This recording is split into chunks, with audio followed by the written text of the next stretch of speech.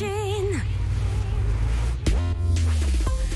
8h30, le point complet sur l'actu avec Guillaume Lariche. Salut Guillaume. Salut Guillaume, bonjour à tous. Et la semaine va être partagée entre pluie, nuages et éclaircies, mais surtout des averses pour le prochain week-end. Aujourd'hui, le temps va rester doux, tant mieux. Quelques ondées toutefois dans l'ouest, mais le soleil va s'imposer dans l'est.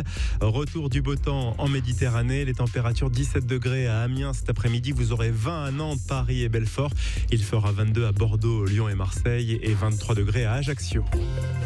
Ce matin, près d'une station-service sur 3 ne dispose pas d'au moins un carburant en France et même une sur 2 dans les Hauts-de-France et l'Île-de-France. D'après Elisabeth Borne, les approvisionnements vont s'améliorer tout au long de la semaine. Selon la Première ministre, puiser dans les stocks du pays permet d'augmenter les livraisons de 20% par rapport au flux habituel.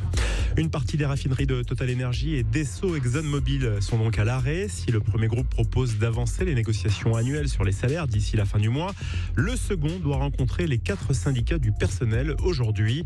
Pour l'instant, les augmentations accordées par Esso France ne sont pas approuvées, seulement que par la CFE-CGC.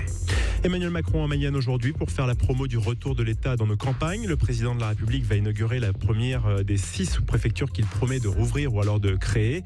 Le chef de l'État doit inaugurer celle de Château-Gontier, une sous-préfecture créée en 1807 mais qui a dû être fermée en 2016 lors de la fusion de cet arrondissement avec celui de Laval. C'est le seul prix à ne pas avoir été prévu dans le testament d'Alfred Nobel qui récompense chaque année médecine, physique, chimie, littérature et paix.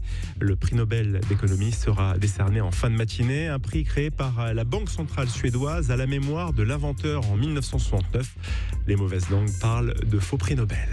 La fin hier de la 10e journée de Ligue 1 de football. Victoire ce dimanche de Monaco, Clermont, Lorient, Strasbourg, Nice, Rennes et Lille. Au classement, le PSG suivi par Lorient et Marseille sont sur les 3 premières marches du podium de Ligue 1. Et puis le foot, c'est aussi l'arrivée de Laurent Blanc à Lyon.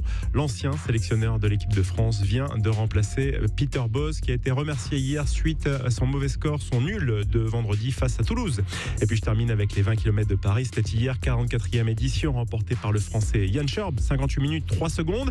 Chez les femmes, la Kenyane Cynthia Ksogei a mis 1h07 et 3 secondes. Et puis moi, si ça vous intéresse, sur les plus de 17 000 coureurs, j'ai terminé 4 millième. Bravo!